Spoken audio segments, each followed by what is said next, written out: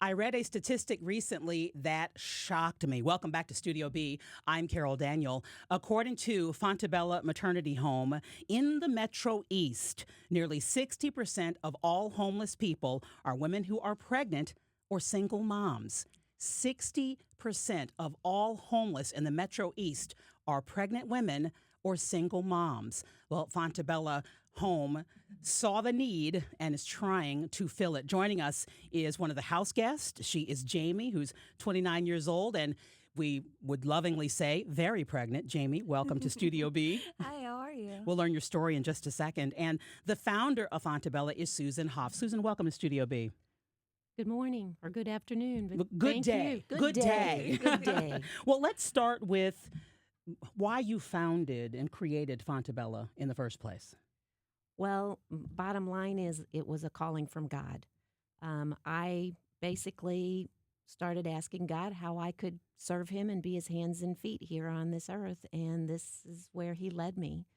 And as I dug into it more and found out more the need, we as Christians talk a lot about not having abortion and being pro-life, but we don't offer many alternatives. And so that was the basis we are founded on.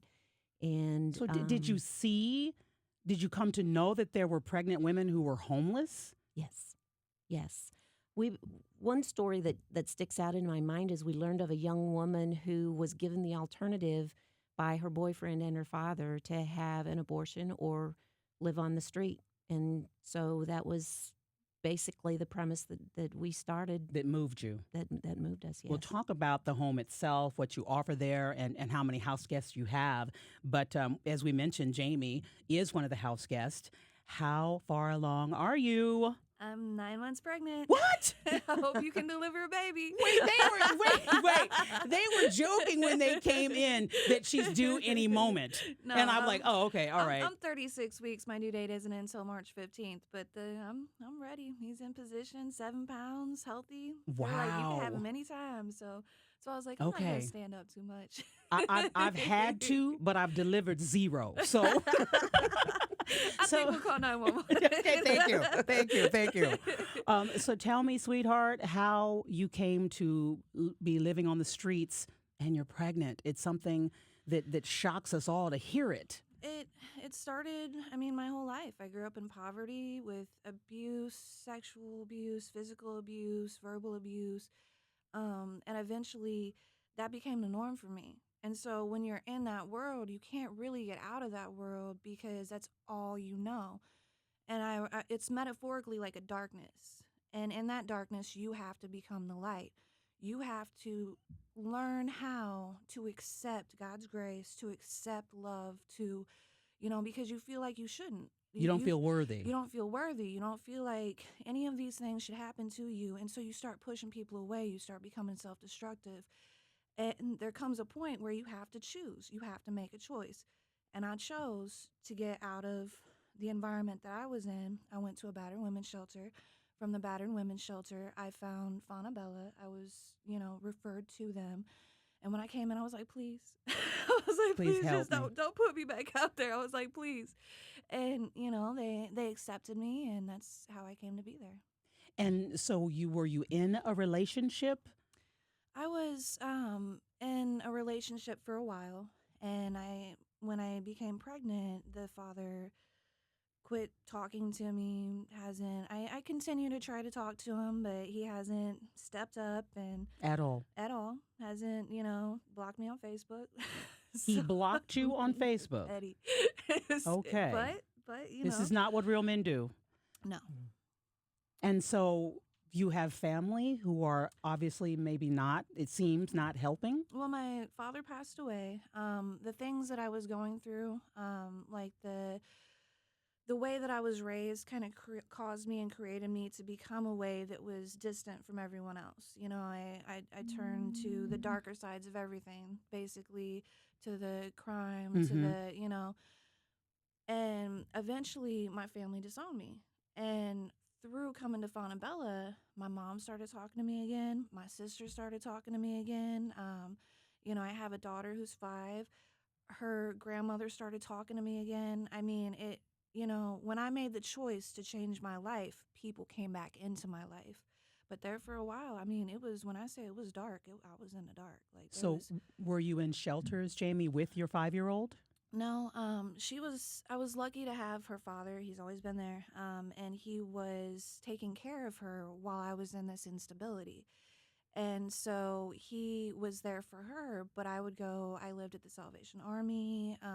I've lived friend to friend to friend, Couch surfing is what couch they call it. surfing, and I never really knew how to work the system. I never knew how to get into housing. I never knew how to use MedCard to, get to my counseling appointments or, really start working on myself and to love myself.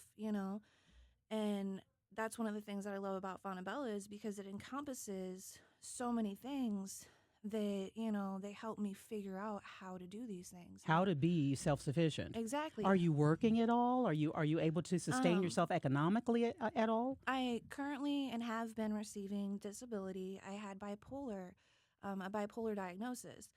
And they've actually started to change that because taking the meds, I was diagnosed for 14 years. It never really changed anything. So they've changed it to a personality disorder, which is created by the environment that you're in.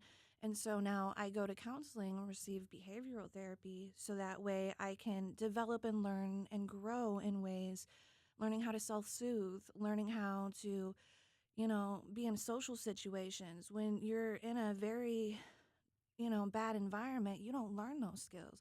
You could be 18 years old and everybody says you're grown, you're 18, but still be young because nobody ever taught you how to be. And How it's to cope. how to cope. How to cope. And And so we're getting a sense of what Jamie is getting from Fontabella. What do you offer?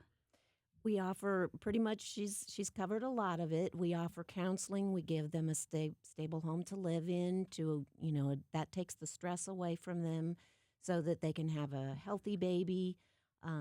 We offer cooking skills, social skills, healthy relationships, all sorts of programs like that in the home. And basically, our house monitors, we have a monitor in the home 24 hours a day, and they mentor the ladies. And then we have volunteers who come in and do Bible classes and sewing classes and all sorts of different things. How many house guests do you have right now? Right now, we're kind of low. We're down to 2. At your height, how many have you had? 5. 6, I should say. Mhm. 6. We can have up to 6 under our zoning regulations. And you are in need of resources. Constantly in need of resources. What do you need? Funding. Funding. We need Funding. money. We need money. money. You have a fundraiser coming up, and that's how I came to know about you. Mhm. When is the fundraiser, and what is it? On March 21st, we have our annual banquet, and we're using it a little different this year. We're doing it under a different format. We're having Rick Horton from the Cardinals is going to We come know him and well. be a guest speaker for us, and we're very excited about that. And we're going to have a couple of the ladies who have lived in the home come and speak to the audience and tell their story. And we're going to have a video and different things like that. So we're pretty excited about Do you it. have a website so people can donate if they would like to? Yes, our website is Fontabella, FONTEBELLA.org. Well, I accomplished the one thing that I wanted to get through the interview without Jamie going into labor. Well, we wish you well Thank you. and continue to learn what you need to learn so you can stand on your own. Absolutely. You can learn more about Fontabella. We'll put a link on our website. We'll have more Studio B coming up next on KMOX.